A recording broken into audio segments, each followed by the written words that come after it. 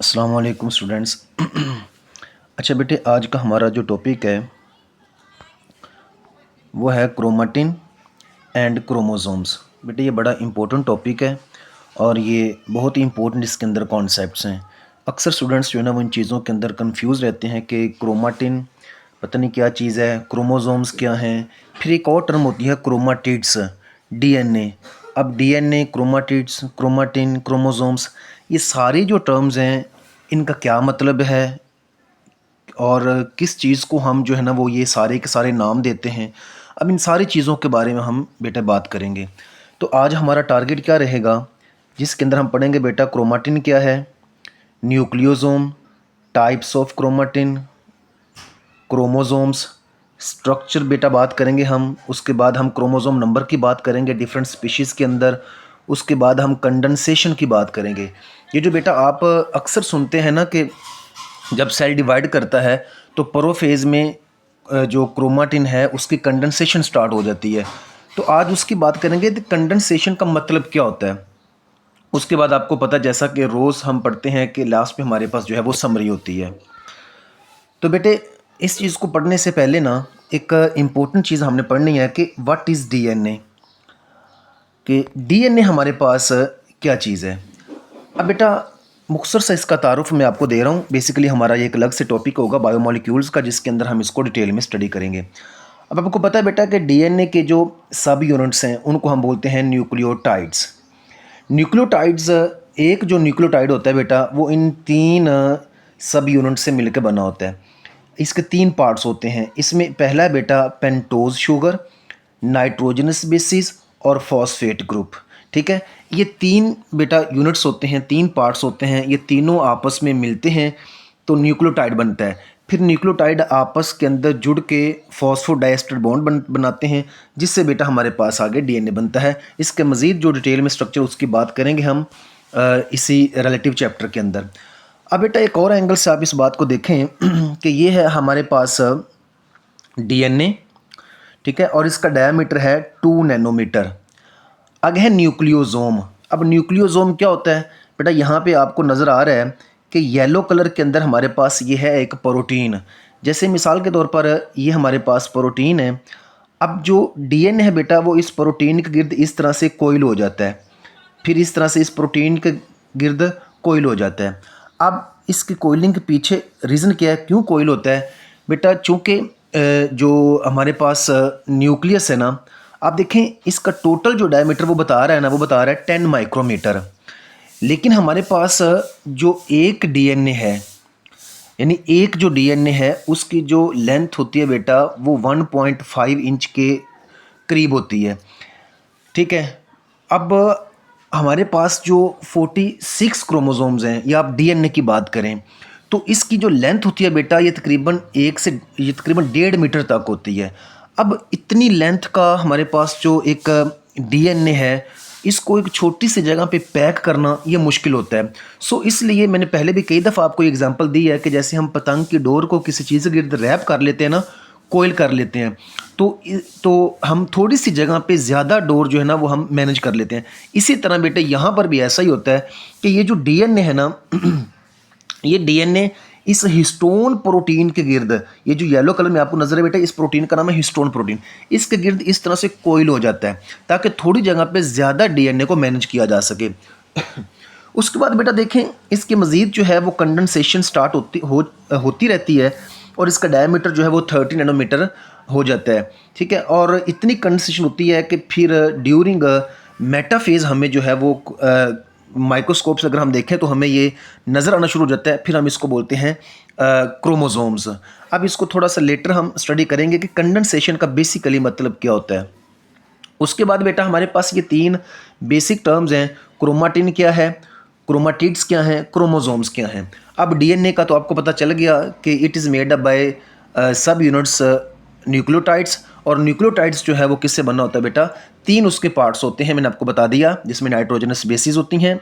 ठीक है, adenine, गावानिन, thiamine, cytosine, आप इस चीज़ को जानते हैं। और उसके अलावा फॉस्फेट ग्रुप होता है। ठीक है, उसके बाद पेंटोज शुगर होती है। तो ये तीनों मिलकर बेटा न्यूक्लियोटाइड बनाते हैं और न्यूक्लियोटाइड मिलकर के डीएनए को बनाते हैं।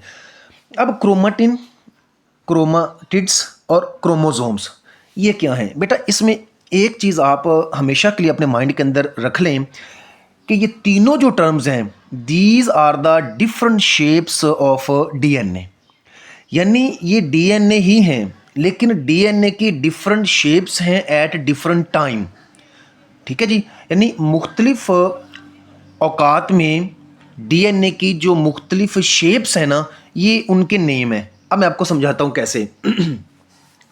बेटे जो हमारे पास क्रोमाटिन है, अब डीएनए को क्रोमाटिन कब बोलते हैं? बेटा देखें, हमारे पास ये एक न्यूक्लियस है, ठीक है। अब इस न्यूक्लियस, अब या फ़र्ज़ कर लें कि हमारे पास ये एक सेल है और इस सेल के अंदर ये न्यूक्लियस है, ठीक है। अब बेटे इसके अंदर ये डीएनए पड़ा हुआ है, ठीक हो गया। अब जब सेल होता है नॉन डिवाइडिंग स्टेज में, या हम इसको दूसरा नाम देते हैं जब सेल होता है इंटरफेज में, तो उस वक्त बेटे जो डीएनए होता है ना, वो बिल्कुल एक जैसे धागे के गुच्छे नहीं होते, वो उलझा हुआ धागा होता है इस तरह से।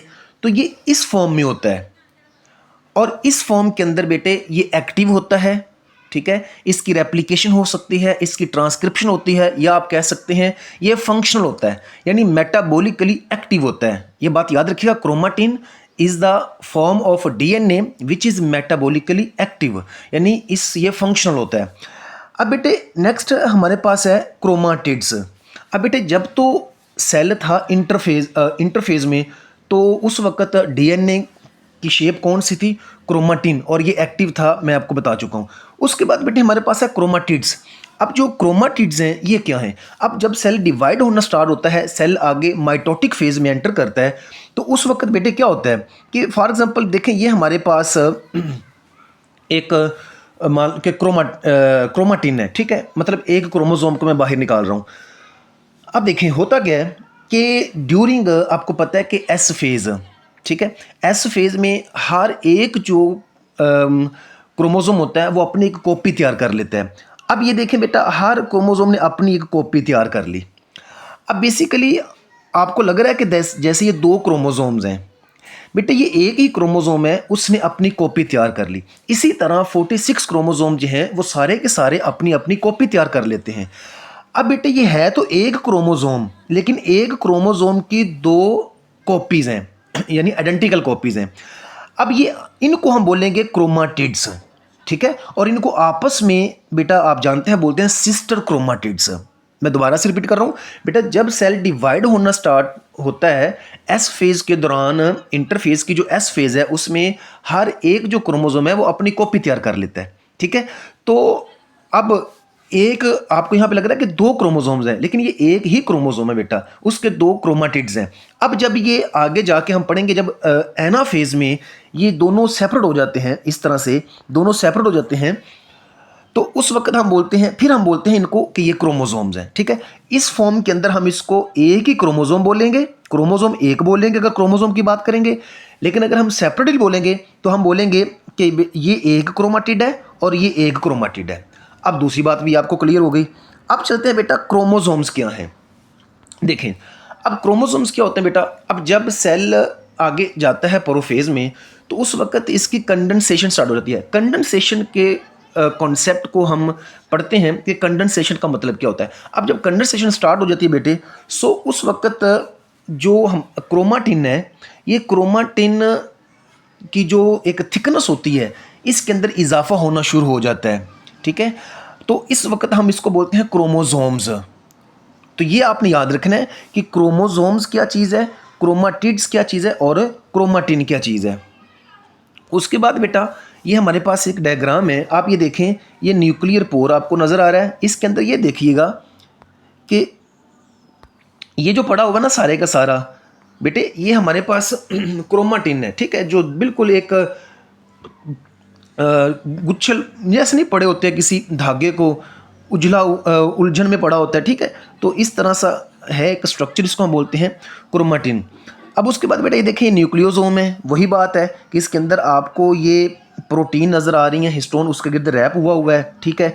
ये डीएनए हेलिक्स है, कि आपको पता है कि डीएनए जो होता है वो इस तरह से दोनों स्ट्रैंड एक से गिर्द रैप हुए होते हैं, ठीक है, कोइल हुए होते हैं।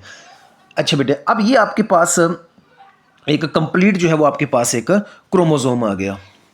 अब उसके बाद बेटा ये डेफिनेशन है, आप याद रखिएगा, पूछ सकता है कि क्रोमाटिन क्या चीज़ है। Is the loose uncoiled and active form of DNA. ये एमसीक्यूज के लिए याद रखिएगा बेटा, डीएनए की जो एक्टिव शेप है, एक्टिव फॉर्म है, वो क्रोमाटिन है। Optimised for gene expression and replication, ठीक है, यहाँ पे ट्रांसक्रिप्शन भी होती है, ट्रांसलेशन भी होती है। अब क्रोमोसोम क्या है बेटा, are the highly condense tightly packed structures of DNA optimised for the safe transport during the cell division. अब बड़ा इंपॉर्टेंट बात है बेटा कि सेल डिवीजन के दौरान जो डीएनए है, ठीक है, ये कंडेंस क्यों हो जाता है, कंडेंसेशन की वजह क्या होती है बेटा, वो वजह ये होती है कि इसको आगे जो नए सेल्स बनेंगे उनके अंदर सेफली ट्रांसफ़र किया जा सके, ताकि इसके ऊपर कोई एंजाइम, कोई और केमिकल इसके ऊपर हमला ना कर सके, इसके अंदर म्यूटेशन ना हो सके। तो ये इसके पीछे बेसिकली एक हिकमत है कि क्रोमाटिन जो है वो उसकी कंडेंसेशन क्यों होती है ड्यूरिंग द सेल डिवीजन। आगे बेटे हमारे पास ये डिफरेंट शेप्स हमारे पास, इस एंगल से भी आप देखें क्रोमाटिन है और ये क्रोमोसोम्स हैं। अब ये बेटे आपके पास एक न्यूक्लियस उसने बनाया हुआ है, सारे का सारा ये न्यूक्लियस बनाया है, और उसके अंदर आप देखें कि ये डीएनए का स्ट्रैंड है, ठीक है, और ये हिस्टोन प्रोटीन है। अब आप देख लें हिस्टोन प्रोटीन के गिर्द रैप हुआ डीएनए, ठीक है, और ये क्रोमोसोम है आपके पास जो कि माइटोसिस के दौरान उसने शो किया हुआ है। अब इतनी कंडेंसेशन हो गई, आप इन दोनों के अंदर बेटा फर्क खुद नोट कर सकते हैं। ये कंडेंस स्ट्रक्चर है, ये बेटे कंडेंस स्ट्रक्चर है आपके पास क्रोमाटिन का, और इस condense structure of the chromatin को क्या बोलते हैं बेटे, क्रोमोसोम्स बोलते हैं। अब बेटे देखें आपके पास ये एक क्रोमोसोम के डिफरेंट पार्ट्स हैं। ये आपके पास एक क्रोमोसोम है, उसके दो क्रोमाटिड्स हैं, आपको समझा चुका हूँ। एक बेटा इसमें शॉर्ट आर्म होता है, ऊपर वाले पार्ट को हम टीलोमर कहते हैं। ये सेंट्रोमीर होता है जहाँ पर दोनों जो हैं वो क्रोमाटिड्स आपस में कनेक्ट होते हैं। दूसरा लॉन्ग आर्म होता है, और ये देखें आपको डीएनए नज़र आ रहा है। अब बेटे वही चीज़ जो हमने पढ़ी है उसकी रीडिंग कर लेते हैं कि व्हाट इज़ क्रोमाटिन। देखिए बेटा nucleus contain string like fibres called chromatin, ठीक हो गया। During interphase chromatin exist as a tangle of fibres disperse throughout the nucleus. देखा टेंगल कहते हैं कि उलझा हुआ, जैसे धागा नहीं उलझा हुआ होता, इस फॉर्म के अंदर ये क्रोमाटिन एग्जिस्ट कर रहा होता है during interphase. Chromatin is composed of DNA plus proteins called histone proteins. अब देखिए बेटे क्रोमाटिन के अंदर दो चीज़ें हैं, एक तो हमारा डीएनए और दूसरा प्रोटीन है, और प्रोटीन का नाम याद रखिएगा बेटा हिस्टोन प्रोटीन्स है। अब नेक्स्ट देखिए स्ट्रक्चर ऑफ क्रोमाटिन और न्यूक्लियोसोम पढ़ तो हम चुके हैं, चलें इसकी रीडिंग कर लेते हैं। अब न्यूक्लियोसोम क्या होता है बेटा, आपको बता चुका हूँ कि अगेन आप इस बात को समझ लें कि बेटे हमारे पास ये हिस्टोन प्रोटीन है, और इस हिस्टोन प्रोटीन के गिर्द जो है वो डीएनए इस तरह से रैप हुआ होता है, ठीक है, और इसकी वजह मैं आपको बता चुका हूँ, ये देखें कोइल हुआ होता है, ठीक हो गया। अब ये जो हमारे पास एक पार्ट है, ये वाला इतना सा हिस्सा जहाँ पर डीएनए उस हिस्टोन प्रोटीन के रैप हुआ है, इस हिस्से को बेटे हम बोलते हैं न्यूक्लियोसोम, ठीक है। बाकी वाले को न्यूक्लियोसोम नहीं बोलेंगे, सिर्फ वो वाला हिस्सा जहाँ पर ये जो डीएनए है ये इस हिस्टोन प्रोटीन के गिर्द रैप कोइल हुआ होता है, सिर्फ इसी को हम बोलेंगे बेटा न्यूक्लियोसोम। अब बेटा देखें एमसीक्यूज के लिए ये भी याद रखें आप कि डीएनए रैप तकरीबन अप्रोक्सीमेटली 1.7 अराउंड अ हिस्टोन प्रोटीन। इसका मतलब क्या है कि बेटे कहते हैं कि ये जो आपके पास हिस्टोन प्रोटीन है ना, ये वाली, इसके गिर्द डीएनए की जो लेंथ है, ये वो लेंथ कितनी है, वो तकरीबन 1.7 है, ठीक है। ये आप याद रखिएगा, या इसको अप्रोक्सीमेटली 2 भी कहा जाता है किसी कुछ बुक्स के अंदर, ठीक है। लेकिन आपने इसको ये डिजिट जो है वो याद रखना है कि एक हिस्टोन प्रोटीन के गिर्द डीएनए की लेंथ बेटा कितनी होती है, 1.7, ठीक है, around histone protein core octamer. अच्छा, इसको ऑक्टामर क्यों कहा बेटा, ऑक्टामर इसलिए कहते हैं कि ये जो हिस्टोन प्रोटीन होती है ना, ये 8 सब यूनिट्स पर मुश्तमिल होती है, यानी हिस्टोन प्रोटीन के मजीद 8 सब यूनिट्स होते हैं। अब बेटा कुछ चीज़ें हैं हमारे पास ह्यूमन सेल डीएनए फैक्ट्स। यानी कुछ फैक्ट्स हैं ह्यूमन के जो डीएनए है सेल का उसके बारे में कि 46 क्रोमोसोम्स हैं बेटा, 6 फीट ऑफ डीएनए, यानी इसकी जो लेंथ होती है ना बेटा डीएनए की टोटल जो लेंथ होती है वो 6 फीट होती है, और एक क्रोमोसोम जो डीएनए है उसकी लेंथ होती है 1.5 इंच, यानी 46 है। ठीक है, आपके पास एक जो लेंथ है बेटा, एक क्रोमोसोम की लेंथ है वो 1.5 है। ठीक है, लेकिन आपके पास टोटल कितने क्रोमोसोम्स हैं हमारे सेल में, 46 हैं, उसको मल्टीप्लाई करें तो बेटा कितने हो जाएगा, 6 फीट। तकरीबन ये इतनी लेंथ होती है टोटल डीएनए की हमारे एक सेल के अंदर। देखिए बीड, वही बात लिखी हुई है, Beed on a string model, each Beed is a nucleosome. Each Beed, ये बीड होती है बेटा, इसको बीड कहते हैं कि जैसे ये हमारे पास हिस्टोन प्रोटीन है और इसके गिर्द ये रैप हुआ हुआ डीएनए। ठीक है, इसको हम बोलते हैं बीड, ये एक बीड है। ठीक हो गया। उसके बाद ये डायग्राम उसने बनाई हुई है बेटा आपके सामने, न्यूक्लियोसोम डायग्राम, मैं भी कई दफ़ा आपको बना के अपना समझा चुका हूँ। ये देखें बेटा, ये रेड कलर के अंदर आपको नज़र आ रहा है डीएनए है। ठीक है, और ये डार्क से कलर के अंदर आपको नज़र आ रही है हिस्टोन प्रोटीन। तो ये आप देख सकते हैं कि यहाँ पर ये रैप हुआ है, ये देखें बेटा, ये रैप हुआ है, ये नज़र आ रहे हैं आपको। ठीक हो गया। अब नेक्स्ट बेटा देखें, जो हमारे पास क्रोमाटिन है उसकी दो टाइप्स होती हैं। एक है बेटे हमारे पास यूक्रोमाटिन और दूसरी है हेट्रोक्रोमाटिन। अब इनके अंदर क्या फ़र्क है, देखें बेटा, जेनेटिकली एक्टिव यानी क्रोमाटिन की भी दो हिस्से होते हैं। कुछ पार्ट होता है एक्टिव उसका, लूजली पैक्ड डीएनए, वहाँ पे डीएनए लूजली पैक्ड होता है। अगर ये लूजली पैक्ड है तो बेटा फिर इसकी ट्रांसक्रिप्शन भी हो सकती है। ठीक है, यानी मैसेंजर आरएनए बनेगा और उसके बाद मैसेंजर आरएनए से ट्रांसलेशन होकर के क्या बनेगी, प्रोटीन बनेगी। Found in most nuclear regions. Heterochromatin genetically inactive, बेटा ये जेनेटिकली इनएक्टिव होता है, टाइटली पैक्ड है, does not transcribe messenger RNA, यानी इससे कोई मैसेंजर आरएनए नहीं बनेगा, कोई प्रोटीन नहीं बनेगी। आगे बेटा इसको डायग्रामेटिकली देखें कि यूक्रोमाटिन और हेट्रोक्रोमाटिन। ठीक हो गया। अब ये बेटा आपके पास नजर आ रहा है ओपन, यूक्रोमाटिन ओपन है, कोई हाईली कंडेंस नहीं है, इसी वजह से तो ये एक्टिव है। लेकिन जो हमारे पास बेटा हेट्रोक्रोमाटिन है, हेट्रोक्रोमाटिन बेटा देखे कितना कंडेंस आपको नजर आ रहा है, इसलिए ये इनएक्टिव है। तो ये इन दोनों के अंदर फर्क आप याद रखिएगा, अक्सर शॉर्ट क्वेश्चन के अंदर ये फर्क पूछ लेता होता है। अब नेक्स्ट बेटा, व्हाट आर क्रोमोसोम्स। क्रोमोसोम्स को हम कैसे डिफाइन करेंगे, chromosomes are highly condense thick compact. देखें हाईली कंडेंस है क्रोमाटिन की या डीएनए की, हाईली कंडेंस फॉर्म है, रिबन लाइक होता है, structures that appear during cell division, ये पहले भी आपको बता चुका हूँ। और किस फेज में बेटा, ये एमसीक्यूज के लिए याद रखिएगा, मेटा फेज में। हाउ दे फॉर्म, अब कहता है ये बनते कैसे हैं, when a cell start dividing all chromatin strand compress into chromosome. ठीक है, ये पहले भी हम कई दफ़ा बात कर चुके हैं, जब सेल बेटा डिवाइड होना स्टार्ट होता है तो उस वक्त ये जो सारे का सारा क्रोमाटिन है ये कंप्रेस हो जाता है, कंडेंस हो जाता है और क्या बना देता है, क्रोमोसोम्स बना देता है। ये भी उसने बेटा आपके सामने एक डायग्रामेटिकली शो किया हुआ है। अब बेटा देखें इसमें स्ट्रक्चर ऑफ क्रोमोसोम, क्रोमोसोम्स के अंदर क्या क्या चीज़ें होती हैं। इसके अंदर एक आपको नज़र आ रहा है क्रोमाटिड्स, मैं समझा चुका हूँ, सेंट्रोमियर और काइनेटोकोर। अब काइनेटोकोर क्या चीज़ होती है, देखें ये हमारे पास है एक क्रोमोसोम। ठीक हो गया। अब ये इसका सेंट्रोमियर है। अब बेटा सेंट्रोमियर पर हमारे पास यहाँ पे एक प्रोटीन होती है जिसको हम बोलते हैं काइनेटोकोर। काइनेटोकोर, इस प्रोटीन का नाम क्या है, काइनेटोकोर। अब ये वो वाली प्रोटीन है जिसके साथ आकर के ड्यूरिंग अपना एनाफेज, तो एनाफेज के दौरान क्या होता है कि यहाँ पे फाइबर्स आके अटैच होते हैं, माइटोटिक स्पिंडल्स जिनको बोलते हैं, at the time of cell division. ठीक है, और यहाँ से ही तो ये दोनों क्रोमाटिड्स को आपस में एक दूसरे से क्या कर देते बेटा, सेपरेट कर देते हैं।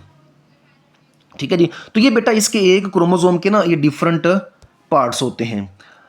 अब इसमें क्रोमोसोम नंबर की बात करें तो बेटा ये बड़ी आसान सी बात है। अगर ह्यूमन की हम बात करें तो ह्यूमन में 46 होते हैं, आंट्स और राउंड वर्म के अंदर इतने होते हैं, और उसके बाद बेटा हमारे पास एक इंडियन फर्न है, ठीक है, ओफियोग्लोसम, उसके अंदर 1260 होते हैं। ठीक है जी। अच्छा बेटे, वही बात अब कंडेंसेशन की बात करेगा। अब मैं एक सिंपल सी छोटी सी मिसाल देता हूँ आपको, उस चीज़ को आपने समझना है।